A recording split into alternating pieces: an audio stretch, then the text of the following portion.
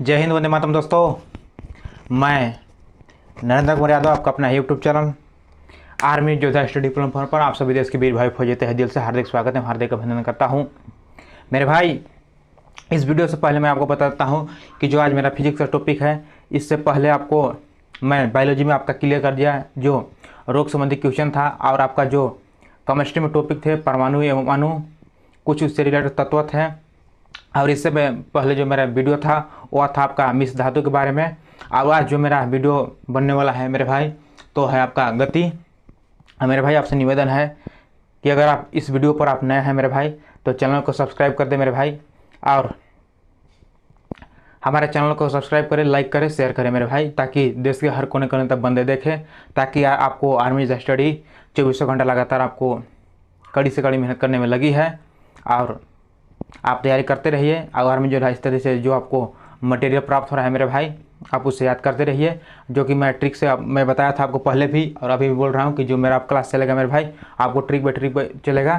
तो ये मैं बताता हूँ आपको गति के बारे में। इससे पहले आज जो मेरा टॉपिक है वो है फिजिक्स के बारे में। आप फिजिक्स के बारे में कुछ टॉपिक्स है, जैसे SI मात्रक हो गया, आपको कुछ आविष्कारक थे वो मैं आपको बता दिया था। तो आइए मैं बताता हूँ आज आपको गति के बारे में कि गति का जो नियम थे वो न्यूटन दिए थे।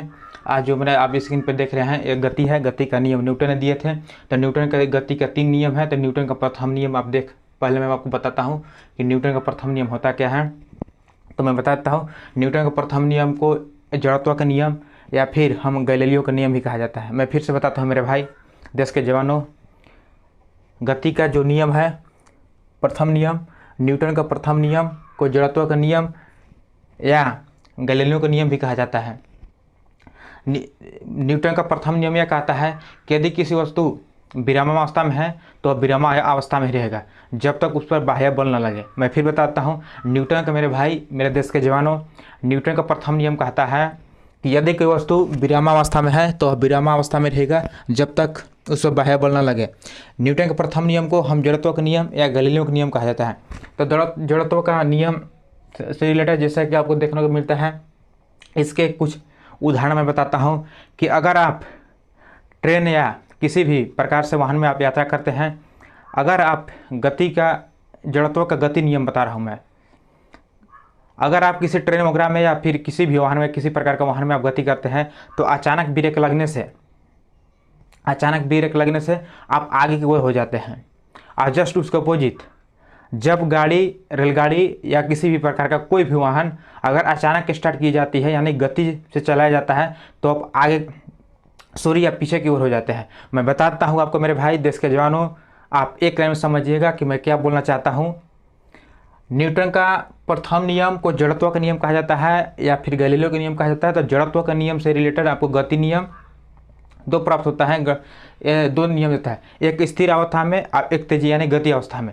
तो जो गति अवस्था में मेरे भाई है कि जब मैं बता रहा हूँ, जब किसी भी प्रकार से आप किसी भी ट्रेन वगैरह या किसी भी वाहन में आप चलते हैं, अगर आपको अचानक ब्रेक लगने पर, ड्राइवर जब अचानक ब्रेक मारते हैं तो आप आगे की ओर जाते हैं। आप समझ गए। इसके बाद, यानी कि मैं बता रहा हूँ गति के बारे में। अब इसके बाद अगर आप किसी ट्रेन वगैरह में अगर आप बैठे हैं, यात्रा कर रहे हैं, तो अगर अचानक स्टार्टिंग होता है तो आप पीछे की ओर हो जाते हैं। मैं बता दूं, आपको दोनों में कन्फ्यूजन दूर हो गया, मैं बार बार बोल रहा हूं, आपको समझ में आ गया होगा। इसके बाद मैं बताता हूं आपको मेरे भाई दूसरा नियम, न्यूटन का जो द्वितीय नियम है वो उन्हें हम संयोग के नियम कहे जाते हैं। और संयोग क्या चीज़ होता है मेरे भाई, तो मैं बताता हूँ कि न्यूटन का द्वितीय नियम को हम संयोग का नियम कहा जाता है। और न्यूटन का द्वितीय नियम से ही बल का व्यंजक प्राप्त होता है, कि जो कि बल का व्यंजक प्राप्त होता है। बल का कहने का मतलब कि F बराबर m इंटू ए, बल का व्यंजक प्राप्त हुआ आपका F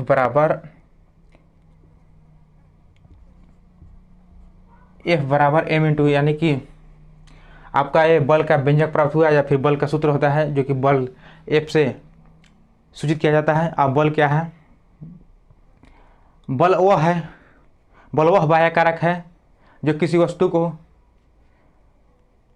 चेष्टा करता है, चलने के लिए चेष्टा करता है। मैं बता दूं कि बल वह बाह्य कारक है जो किसी वस्तु को चेष्टा करता है, जिसमें कि हम बल लगाते हैं। ये बल का परिभाषा हुआ मेरे भाई। अगर आप न्यूटन का द्वितीय नियम का उदाहरण का मैं बताता हूँ आपको बारे में। न्यूटन का दूसरा नियम मेरे भाई, इसका जो उदाहरण है, कभी आप देखे होंगे क्रिकेट खिलाड़ियों को जो कैच लेते हैं, कैच लेते समय आपका जो हाथ होता है आप धीरे धीरे से अंदर यानी कि अपने की ओर लाते हैं ताकि कैच आसानी से रोक जाए। मैं फिर बताता हूँ, इसका जो उदाहरण है मेरे भाई, दूसरा नियम न्यूटन का दूसरा नियम का, कि जब कोई खिलाड़ी क्रिकेट खेलते हैं, जब बैट से गेंद को मारा जाता है तब खिलाड़ी जो प्लेयर होते हैं जो ग्राउंड में उपस्थित, वो अपना हाथ पीछे की ओर खींचते हैं ताकि गेंद आसानी से हमारे हाथ में कैच कर जाए। मैं बता दिया, ये हुआ आपका जो न्यूटन का दूसरा नियम का उदाहरण था। इसके बाद मेरा भाई आता है न्यूटन का तृतीय नियम, जिसे क्रिया प्रतिक्रिया के नाम से भी जाना जाता है। न्यूटन का तृतीय नियम, जिसे हम क्रिया प्रतिक्रिया के नाम से भी जाना जाता है, जस्ट ऑपोजिट काम करता है मेरे भाई। अगर आप आगे मारिएगा तो वो जो चीज़ को आप आगे मारिएगा वो चीज़ मेरे फिर आपके पास लौट के आता है। जैसे इसके कुछ एग्जाम्पल है मेरे भाई, जैसे कि आप भी कभी सैनिक बनिएगा। जैसे आप जान रहे हैं कि मैं आपका प्लेटफॉर्म है जो आर्मी GTDN का जो प्लेटफॉर्म चलती है, तो इसमें अगर आप भर्ती हो जाइएगा तो आपको भी चलाने का मौका मिलेगा आपका। मैं बता दूं, इससे रिलेटेड जो होता है मेरे भाई, जब आप बंदूक से गोलियां छोड़ी जाती है तो बंदूक पीछे को धक्का देती है। मैं बता दूं, गोली आपका आगे जाता है, अब जो बंदूक है वो आपको पीछे की ओर धक्का देता है। तो ये हुआ आपका, जैसे इसमें हो गया। फिर नाव वगैरह फिर देखे होंगे जो नदी में नाव चलाए जाते हैं, इससे रिलेटेड जो आपका एग्जाम्पल है वो आपका न्यूटन का तृतीय नियम में देखने को मिलता है। इसके बाद मेरा एक ट्रिक है मेरे भाई, ये जो मैं आपको बताया गति के बारे में, इसका एक मेरा ट्रिक है। जो ट्रिक इस प्रकार है कि न्यू गणना जड़ से किया प्राप्त, न्यू गणना जड़ से किया प्राप्त। मैं बताता हूँ इसका पहचानने का नियम, या फिर इसे क्या कहते हैं। न्यू गणना का मतलब न्यूटन का गणना हुआ इस पर मेरे भाई। इसके बाद जड़ से हुआ आपका जड़त्व, से संवेग, और क्रिया का मतलब क्रिया प्रतिक्रिया आप यहाँ देख रहे हैं। अब प्राप्त का मतलब कुछ नहीं, न्यूटन का मतलब, इसका कहने का मतलब ये हुआ मेरा भाई कि न्यू गणना जड़ से किया प्राप्त, यानी कि न्यू से हो गया आपका न्यूटन हो गया, जड़ से हो गया आपका जड़त्व, और से का मतलब हुआ आपका संवेग, और किया मतलब किया प्रतिक्रिया, जो कि आपको आप स्क्रीन पर देखें। आप आज देखें गति के बारे में। गति को इंग्लिश में मोशन कहा जाता है। गति का नियम न्यूटन ने दिए थे। इसके रिलेटेड बाद कुछ